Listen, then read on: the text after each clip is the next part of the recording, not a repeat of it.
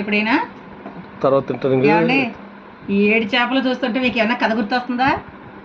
చిన్నప్పుడు మన పిల్లలకి ఏడు చేపల కథ చెప్పిద్దాన్ని. ఒక అనగనగా ఒక ఊర్లో రాజుగారు ఉన్నారు. ఆయన ఏడుగురు పిల్లలు 7 చేపలు తీసుకొచ్చారని కథ చెప్పిద్దాన్ని. ఈ 7 చేపలు చూస్తే నాకు అదే కథ గుర్తొచ్చింది. మీరు తీసుకొచ్చిన చేపలు 40-50 ఉన్నాయి చేపలు మొత్తం మీద. కొంచెం రేపు కూర కొంచాను, కొంచెం పులుసు పెట్టాను, 7 చేపలు మాత్రం వేయించాను. నేను మా పిల్లల్ని, నాన్న చేపలు తెచ్చారు కదా డాడీ, మా అనగనగా ఒక ఊర్లోనే ఒక రాజుగారు ఉన్నారు. ఆ రాజుగారు 7 చేపలు తెచ్చారు అంటే మా ఆయన గారు అనమాట. అంటే మార్కెట్కి వెళ్ళి తీసుకొచ్చారు అనమాట. చెరువుకి వెళ్ళి పట్టిని కాదు, 7 చేపలు తీసుకొచ్చారు. ఆ 7 చేపలు తీసుకొచ్చిన తర్వాత చేపలని పిల్లల్ని ఎండబెడదామా నాన్న అని అడిగాను. అమ్మ ఎండబెడితే మన పిల్లల్ని పెంచుకున్నాం కదా, పిల్లలు తినేస్తాయమ్మా, ఎండబెట్టక వేయించి పాడేయమ్మా తినేద్దాం అన్నారు వాళ్ళు. అందుకని ఇలా చేపలు వేయించుకొని కొంచెం పులుసు పెట్టుకుని కొంచెం కూర వండుకున్నాం.